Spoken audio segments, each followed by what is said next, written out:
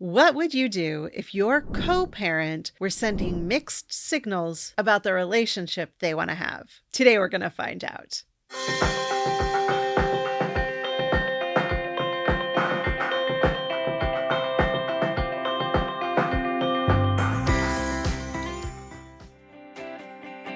I'm Leah Carey, schmex and relationship coach, and we're here to talk about the good, the bad, and the downright terrible advice given by Dear Abby. Do you swear by Dear Abby or at Dear Abby? Let's get into it.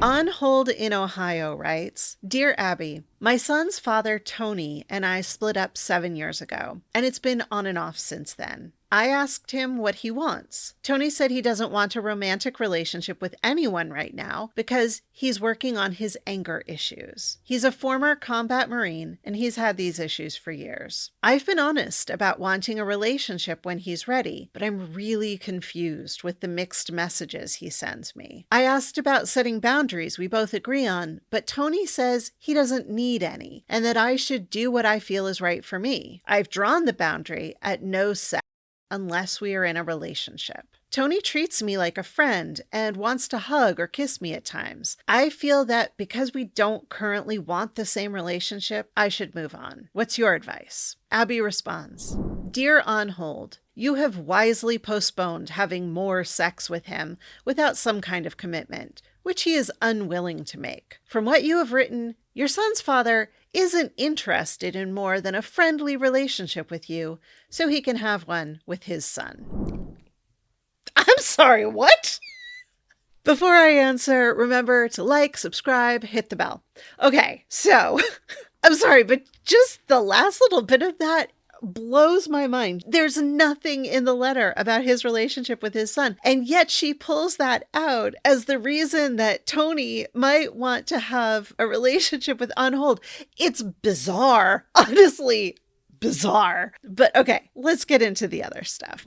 If I were working with this couple, I would want to have a conversation with Tony about what he imagines the future might look like. In fact, this may be something that he's never really had time or space to think about. He may have sort of been doing, okay, here's the next right step and the next right step and the next right step without really thinking, what do I want? As opposed to what have I been told by culture that I want. So I'd want to ask him, what do you really want? Does it include a significant other? If so, how do you imagine your life looking? Because let's be honest, when you're dealing with things like trauma, PTSD, anger management issues, those don't magically go away just because you've worked on them. There's likely to always be some remnants of whatever these things are that he's dealing with. So let's imagine what you might want to have your future look like that will allow for you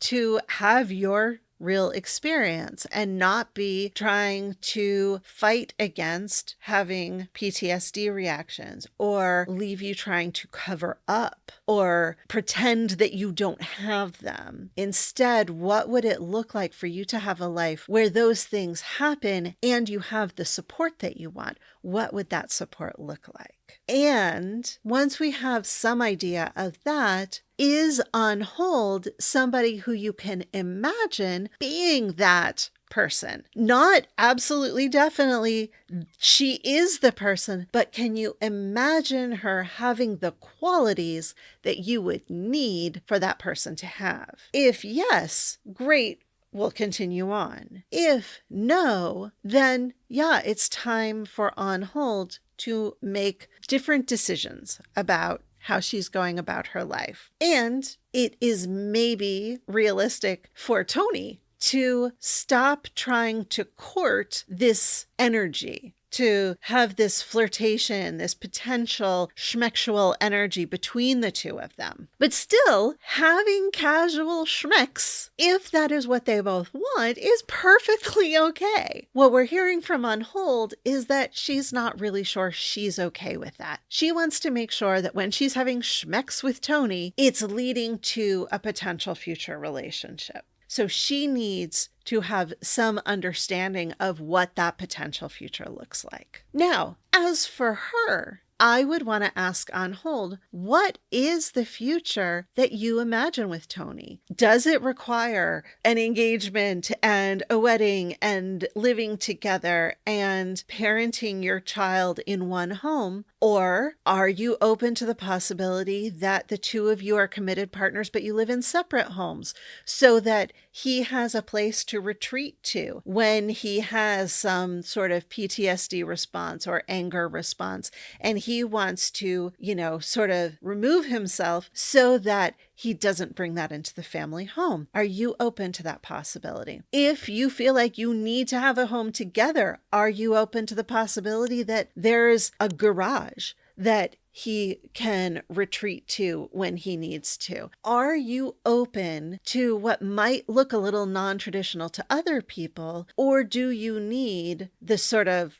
fantasy, and I'm not using that word pejoratively, but do you need the fantasy of the family in the home with the dog and, the whatever, two and some fraction of a child and the white picket fence? If those two potential futures align, then On Hold and Tony have a potential for a future once Tony has gotten to the place where he's able to have a relationship. And kudos to Tony for knowing that he shouldn't be having a relationship right now.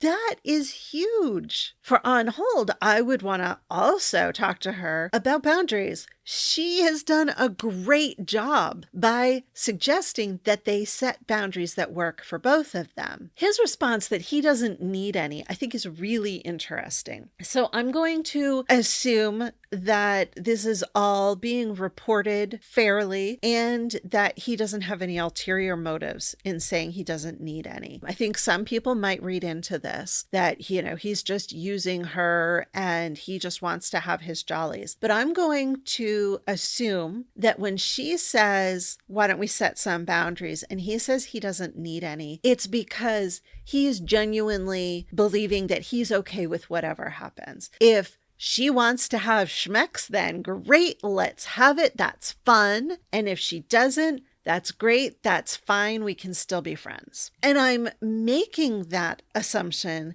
because of the second part of the sentence, which is he doesn't need any. So I should have whatever boundaries I need. He is saying to her, it is okay for you to have boundaries. I'm okay with whatever you want. And it's okay for you to put boundaries around what works for you. There would be better ways to word this, but I think that's what he might be saying.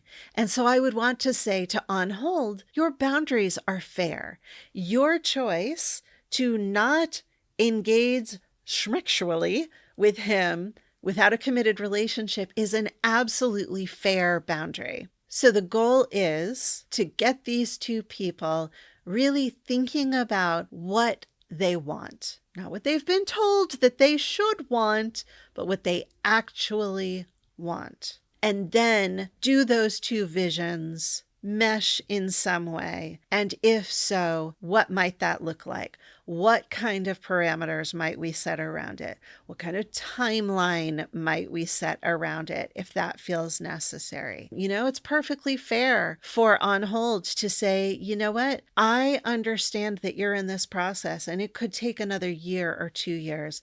And so I am okay for the next X number amount of time to engage casually. And then when we get to the end, when we get to a marker, a predefined marker, let's be clear, when we get to 2 years, then we reevaluate and I decide if this is really going to work for me. Or maybe we say, okay, the program is approximately I'm totally making up 2 years. I have no idea how long these programs are, but I would say that real actual change requires an extended period of time. So if it's a 6-week program, no.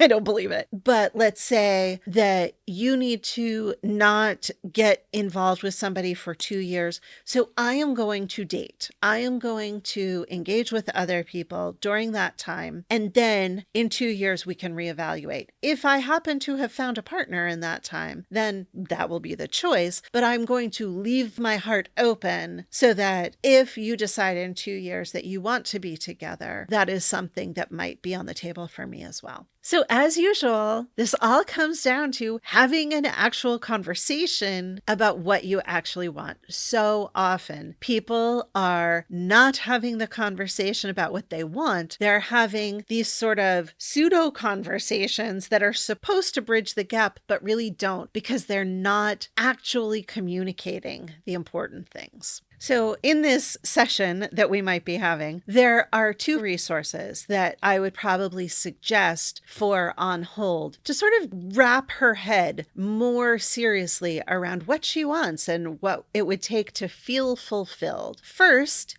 is called Making Space for Me, which is all about kind of what do I need in my world in order to feel like I am taken care of, like my needs have been fully invested in. And the second is called Getting the Schmecks You Want, which is all about figuring out really specifically what you want. And it might help her to figure out if this relationship with this man is going to actually fill that need for her when it's more than just sort of a fantasy of what could be. So here's the question of the week. What would you do if the person you were interested in having a committed relationship with were sending mixed signals? Leave a comment below. And of course, if this was helpful, like, subscribe, hit the bell, and please share it with a friend. And remember, you are worthy of love, no matter what that looks like for you. And I'm going to help you get there, one conversation at a time.